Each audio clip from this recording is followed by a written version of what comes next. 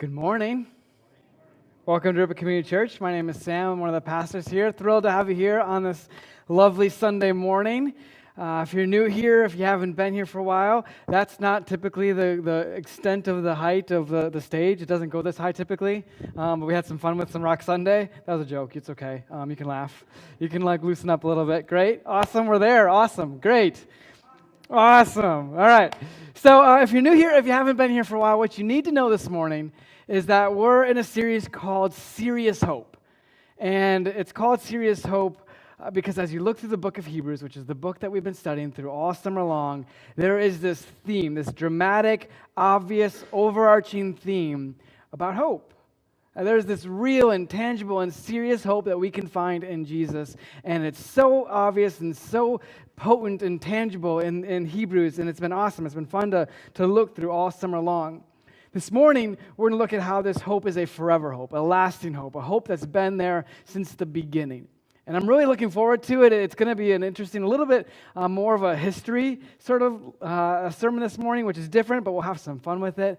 But what I'm really looking forward to is just showing how amazing and thorough and overarching this hope that God's been planning since the very beginning is, and how entrenched it is in this Bible that we read. So before we get to that, though, let's take a moment, let's bow our heads and pray together. Would you pray with me? Dear God, we are so grateful that we can be here this morning and worship you. We are so grateful that we're in this place and that we have this great church family to worship with and alongside. This morning, God, we're looking at hope, this forever hope that you've offered us and given us and laid out for us. God, that should change us. That should shape us. That should form who we believe we are in our identity. So as we leave this place in just a little while, God, I ask that our identity would be so fully and completely set on this forever hope you give us. We pray this in Jesus' name. Amen.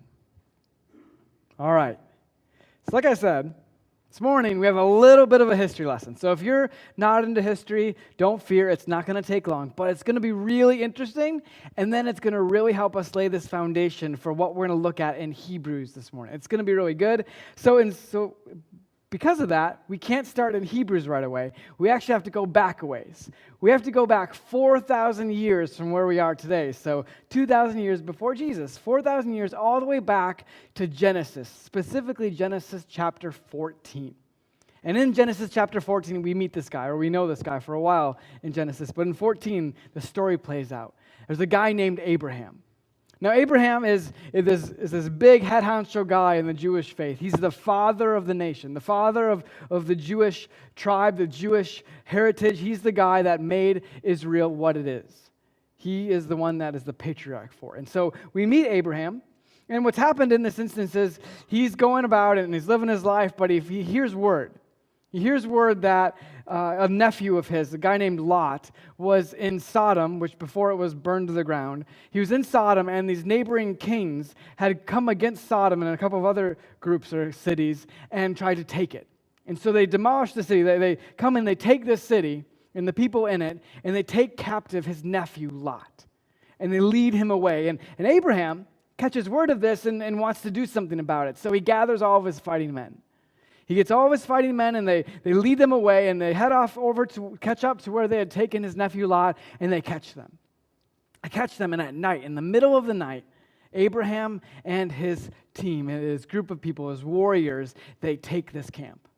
And they win. They demolish the camp. They take it into this unprecedented way, and they take the plunder, and they also rescue Lot. God gives them victory. They leave that camp and they head back to where they were going. And on the way, this is where it gets us to the most important part for this morning. It gets us to this interaction that takes place between Abraham and another particular person named Melchizedek. Melchizedek.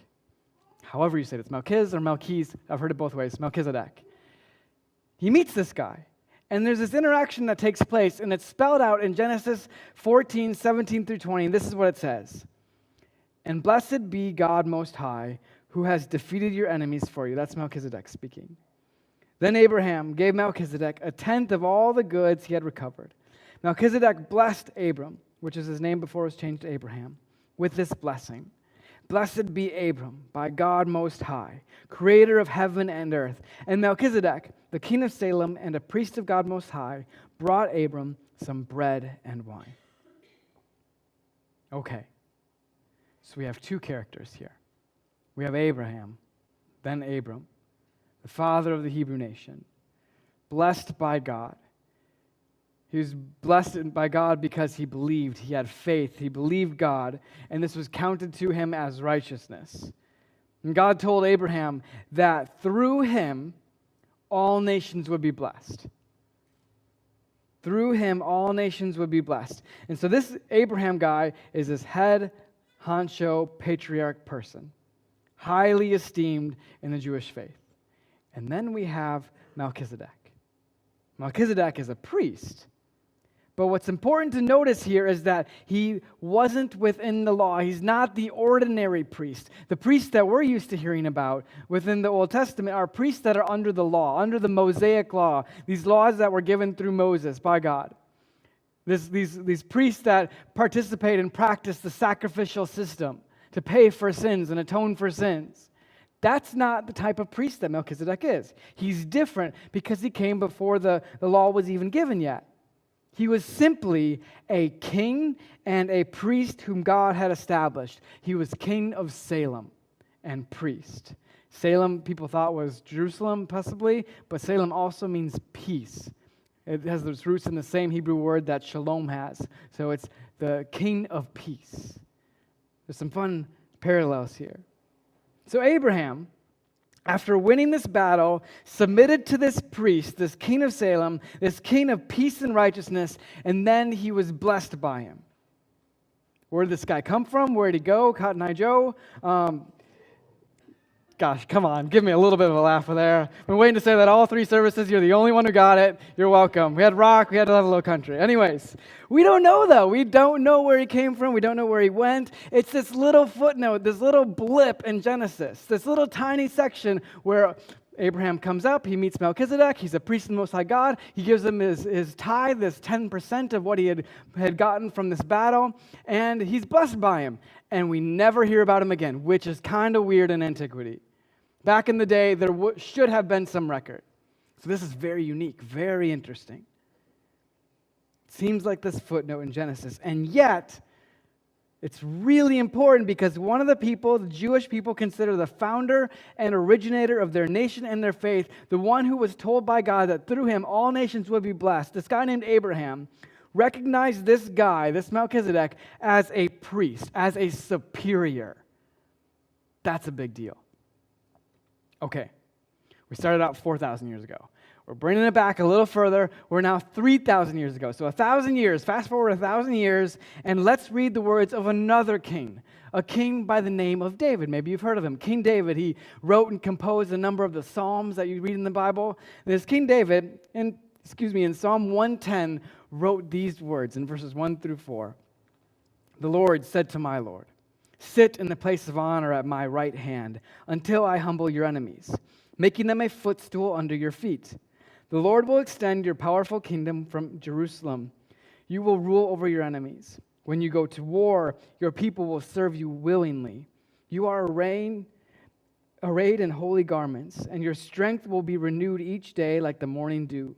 The Lord has taken an oath and will not break his vow. And here's the fun part. You are a priest forever in the order of Melchizedek. 1,000 years have gone by. 1,000 years. And David is referencing a footnote in Genesis. He's predicting something, and he's referencing this random little interaction that Abraham has. This tiny little thing. God tells us through David about something that was going to happen in the future, and he's using this random footnote.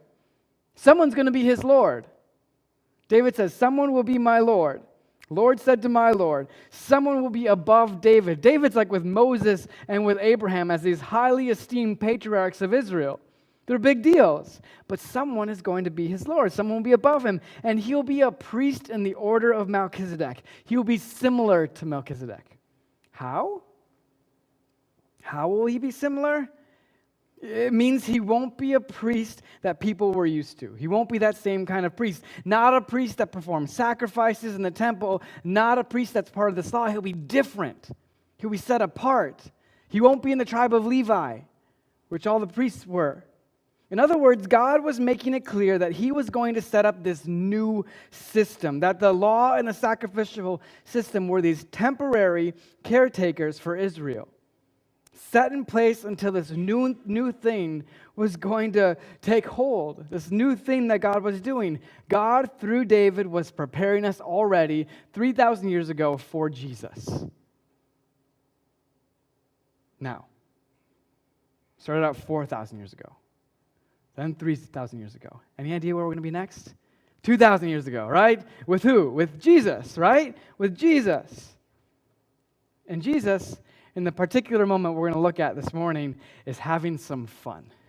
Like, I really think that in this next set of verses, Jesus is just messing with these guys. He's talking with these Pharisees, and I feel like he's just playing a little game with them. It's really fun for him, I think. You decide if you agree with me, but read these next words here. Take a look. Then, surrounded by the Pharisees, Jesus asked them a question. What do you think about the Messiah? Whose son is he? They replied, he is the son of David. Jesus responded, then why does David, speaking under the inspiration of the Spirit, call the Messiah my Lord? For David said, the Lord said to my Lord, sit in the place of honor at my right hand until I humble your enemies beneath your feet. Since David called the Messiah my Lord, how can the Messiah be his son? No one could answer him, and after that, no one dared to ask him any more questions. I feel like in that moment, just before he said those words, Jesus was hearing all of these different things from the Pharisees, getting question after question after question. He's like, I need some peace and quiet. And so finally, he asks the question that they can't answer, and it's like, crickets, whew, finally, peace and quiet. Because let's just appreciate this for a moment, okay? Jesus, he is absolutely messing with the Pharisees. He's messing with them. He's basically giving them a riddle that he doesn't think they can solve, and they can't. They can't solve it. And it's a riddle, even more importantly, that he's the answer to. How is this possible? You're looking at him. It's this guy. It's different. It's a riddle that also needs the rest of that psalm that he referenced to be understood. Jesus is a priest in the order of Melchizedek. Jesus is showing us just how unique he is. He's a descendant of David, but he's also existed since the beginning. In other words, he's also David's Lord. Jesus is how that riddle is answered. Jesus is that answer. He's messing with them.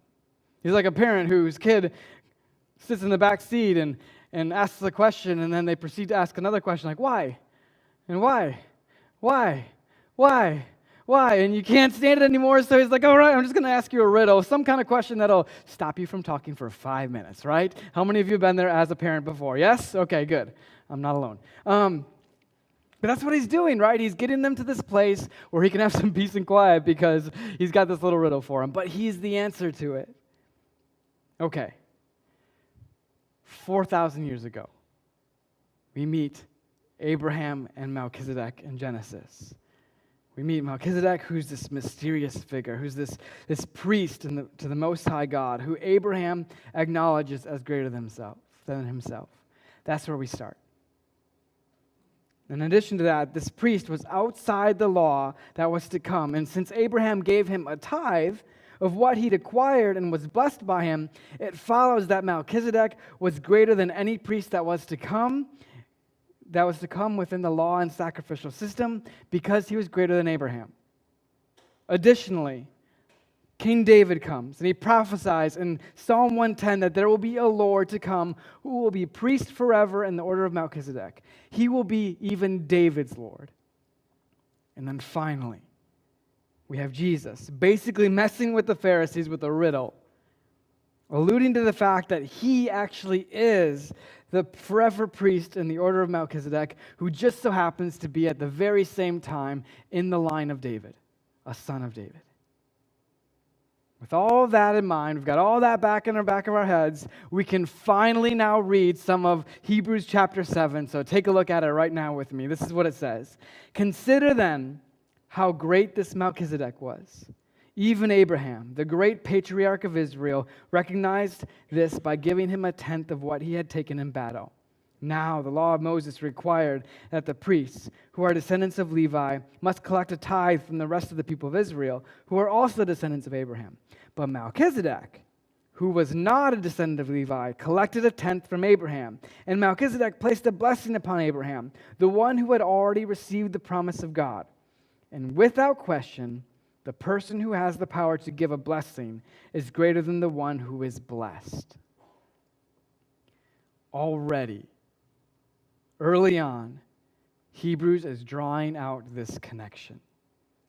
Melchizedek is greater than Abraham, and now, as we'll get to, we have someone who is like Melchizedek in Jesus. In other words, like we've been talking about, like a few weeks ago, we had a message that Jesus is greater than Moses. Well, guess what? Jesus is also greater than Abraham. It keeps on going, and isn't this crazy? I don't know if I'm the only one who thinks this is crazy, but I feel like this book, this letter of Hebrews is absolutely nuts. Hebrews is absurdly rich with all of this stuff. Hebrews is one by one showing us that Jesus is greater than every highly held patriarch in the Hebrew faith. One by one, just knocking them off. Jesus is greater than them because of this. Jesus is greater than them because of this. Jesus is greater than them because of this. One by one by one. But it doesn't stop there. It gets even crazier than that. Hebrews is demonstrating that all throughout history, from Genesis to the Psalms, from Abraham to Moses to David, and finally to Jesus himself, it's showing us this crazy plan. That Jesus is the fulfillment of what they'd been waiting for. He'd always been there, always been the plan. There's this constant, this blunt, this unavoidable, undeniable theme connecting the beginning of the story God's been telling all the way to the end, all the way to now. What I love about this book is, when you grasp this picture that it's painting, when you see it for what it is, you're able to grasp just how spectacular and far-reaching and detailed God's plan and love for us is. It's amazing. It's kind of like when someone plans a surprise birthday party. Has anybody ever been to a surprise birthday party? Yes? How many of you have had one that actually worked? Yes? A couple? Like two of you. Great. You guys are great secret holders. Good job. But if you've ever been to one of those, it's really fun, right? The person walks in, they think they're going to like dinner or something, and they open the door, and there's streamers, and there's music, and a ton of people, and they all burst out, and they all, surprise! And it's really fun, and there's all this excitement and energy, and they feel really special and happy, and it's awesome. But what I love most isn't that moment. What I love most is like 5, 10 minutes, an hour later, eventually, the person who had the most to do with planning that party will slyly walk up to the person the party was for and say, do you remember when I was saying this to that person and I gave them the stare of death? And you're like, why are you looking at him so funny? Now you know why, right? Or when they say like, oh, you remember when we were going there? Well, we weren't even close there. We were totally on the other side of town taking care of this thing and making sure this was set up and all these little pieces were set so that you could be surprised with this huge gift and this big party. That's what Hebrews is. That's what Hebrews is. It's like the surprise party explanation. It's like the person who says, do you see this and this and this and this and this and all these ways that God has been planning and focusing and propelling and making ready this plan that he had in place? Getting everything set so that you could see and know with certainty that God has been in this. Weaving it in and out of the text. It's fleshing it out for us. It's showing us just how extensive God's plans for us are. Just how intricate and how detailed they are. And Jesus is the big surprise. Jesus is the gift God's been planning to give literally for ages. Like we say, I've been waiting ages for this. God was waiting ages for this. And he wasn't waiting ages flippantly. Like this wasn't a flippant thing. He was waiting ages so that we would see just how thorough and planned out and full this plan of his was. He wanted us to recognize him. to see his handiwork, so that we would know the extent of his love for us. Isn't that incredible? Isn't that amazing? He didn't want you to miss the signs. Hebrews, it's kind of like the movie director. You know how you watch a movie back when you had DVDs and actually watched those? So like yesterday, and now it's not that way anymore. But like you watch the DVD, right? The movie. And then you go back to the beginning and you can watch the cut of the movie where the director is speaking over it and talking about every scene. Has anybody ever watched one of those? Raise your hand. You guys are weird. I've done it too, but we're all weird together, okay? It's a little odd. Like, I don't know why I would listen to you the whole time. But anyways, I think it's kind of neat because that whole time they're talking about, like, in this scene, we wanted them to have this kind of a feel to it, this kind of a look to them because we're foreshadowing what's coming next. And in this scene, we did this so that you'd have this emotion or this desire or you'd want this person to succeed or you'd want this person to fail. That's what Hebrews is. Hebrews is showing just how God has orchestrated this whole thing. And it keeps going to. It has a purpose. It's not just showing to show it. It's showing it so that we can live differently. It's saying that the time has come. The Hebrews had grown up with this law and these systems, and they'd taken care of them for a while, but they now needed to see the bigger purpose. And we do too. We do too. It says your big purpose is much better than the law. It's much bigger than just trying and failing to be a good enough person, whatever that is. Jesus came for the sake of freeing you, for initiating your step into maturity. Jesus represents a change.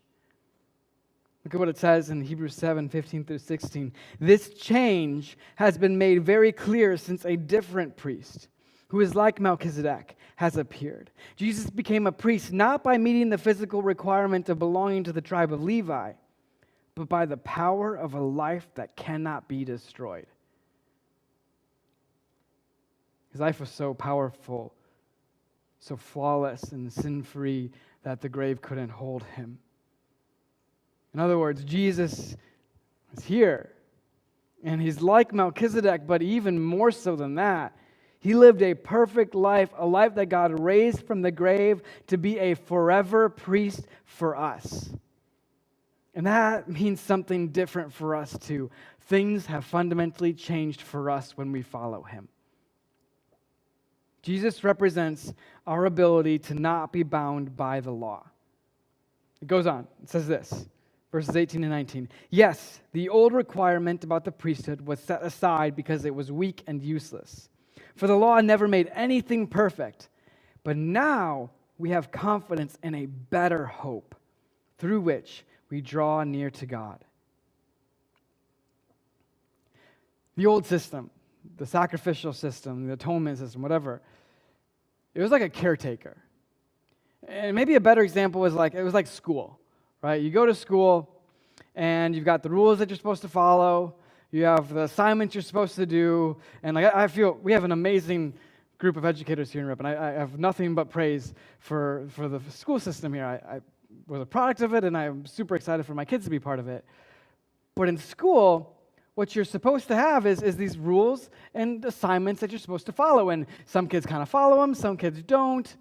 It's this thing where you're just kind of getting through, right?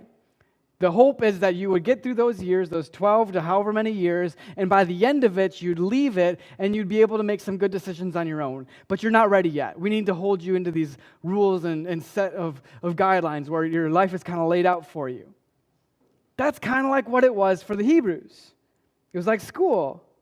There are all these rules, right? The law kept the Hebrew people unique and set apart, but that system, just like the school system, is never meant to change people's hearts.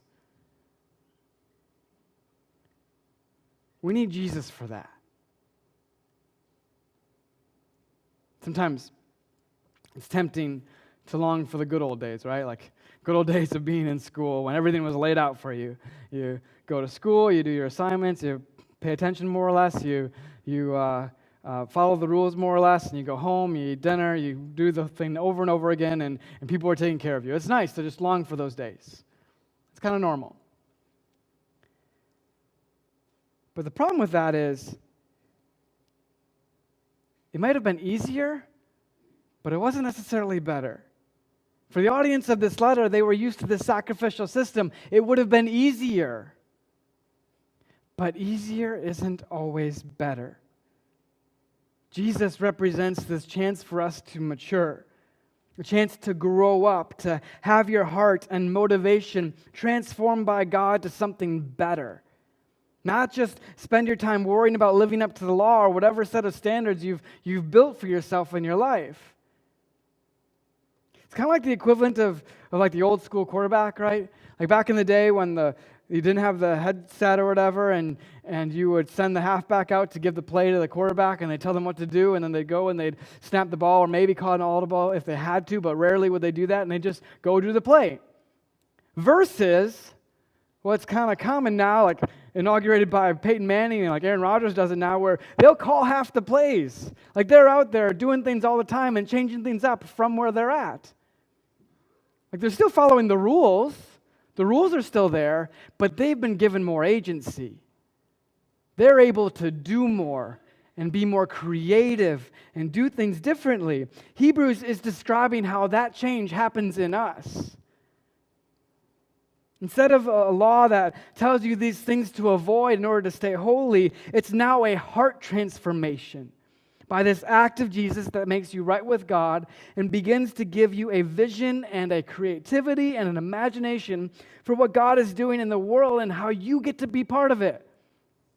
You don't have to sit on your hands or worry constantly about yourself being good enough. You can move forward and do things for others and be transformed and have that transformation work itself out. Jesus transforms you into an active agent in transforming yourself and the world around you. Jesus inaugurates this new thing. Training camp is over. It's done. You know the plays. You know what not to do. Now go and lead and love and live like Jesus. He's taught you what to do. Now go do it. Is what Hebrews is getting at. Hebrews 7 continues. There were many priests under the old system, for death prevented them from remaining in office. But because Jesus lives forever, his priesthood lasts forever. Therefore, he is able once and for all to save those who come to God through him. He lives forever to intercede with God on their behalf. Forever. Jesus is serious hope. He's forever hope. He's been around forever, and he paves the way forward for forever. Serious hope. He's this resting place because we have assurance of our faith. He takes away the fear and the anxiety as we trust in him. We can be solid. And that is a constant and forever hope we can hold on to, and it is freeing.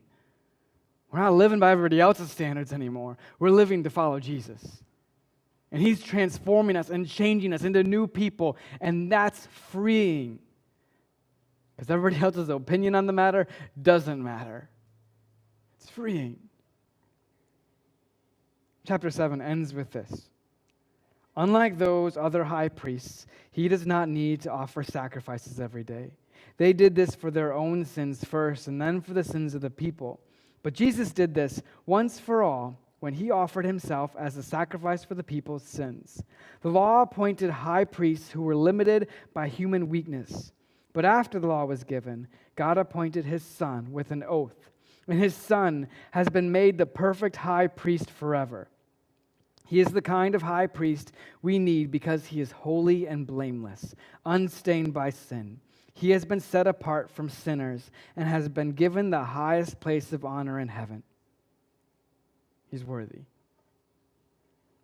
Abraham, the beginning, after winning the battle and taking the plunder, heads back to his home. And on the way, he encounters this priest who is worthy. Worthy for him to basically say thank you to God, to show him that he understands that the only reason he won that battle was because of God. And so he gives God this tithe through this priest of Melchizedek, honors him and worships him in that way, worships God in that way. He found a worthy priest. We've been granted a forever King and Messiah and priest in Jesus. One who forgives and removes the sin and the junk in your life, ushering us into this transformed and new life, this different life. This life that has agency, where God's transforming you and you get to be part of the world around you, transforming it too. Don't you want to live like that? Like, you're sitting here this morning, and I'm sure you've got in your head all these different things, right? All these voices from different people saying, hey, you're not quite there yet in this area, or oh, that area, ooh, you're kind of messing up. Don't you want to live free from that? Like, yeah, we want to be great citizens, great people, great family members. But the best way to do that is by following Jesus, not by following everybody's standards on what's good enough. So don't you want to live free? Don't you want to have God transform you into the person that He wants you to be?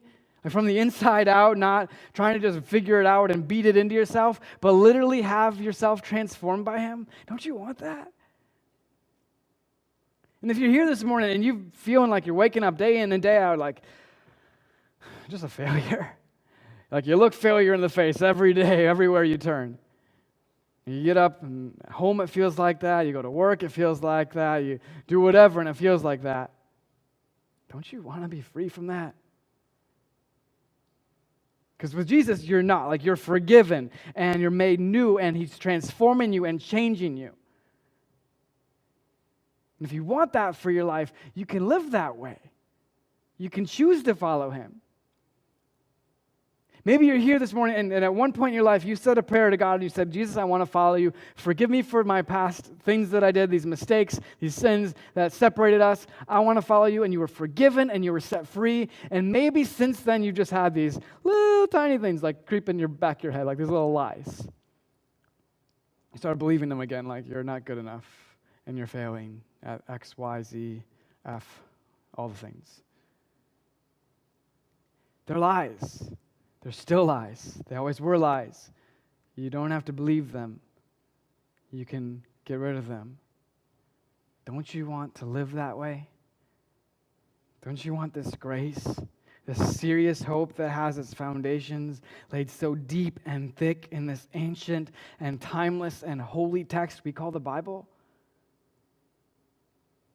If you do, if you're here this morning and you have never told Jesus that you want to follow Him, and have that freedom from the shame, then I'm going to say a prayer in just a moment that gives you an opportunity to do that for yourself, and you can just say the words with me.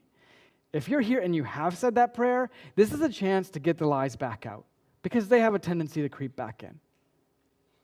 To tell those things that you've been holding on to that aren't true, to get lost and start living again for Jesus, knowing you're free to do so.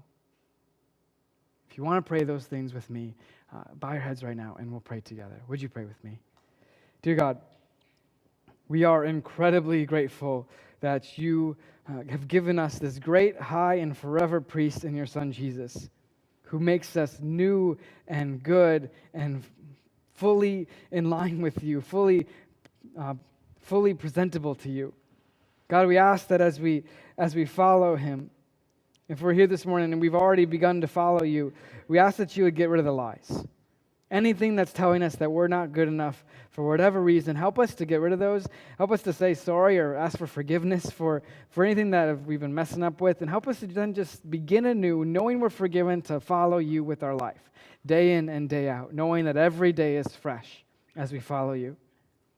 And then in addition to that, God, if there are people here who feel like they've maybe been trying to live up to everybody else's standards, even their own standards, whatever they set for themselves, and they just want to be free from that and begin following you and have that experience and know that you're the one who leads their life, I ask that they'd pray these words with me. That they'd pray, Jesus, forgive me for trying to do this thing on my own, for sinning against you, for doing these things that are all about me and not about you. Thank you for forgiving me. And thank you for setting me free. I believe you. I trust you in that. Now help me follow you. Help me to be transformed by you, and then to help me to be part of transforming this world around me. In Jesus' name we pray. Amen.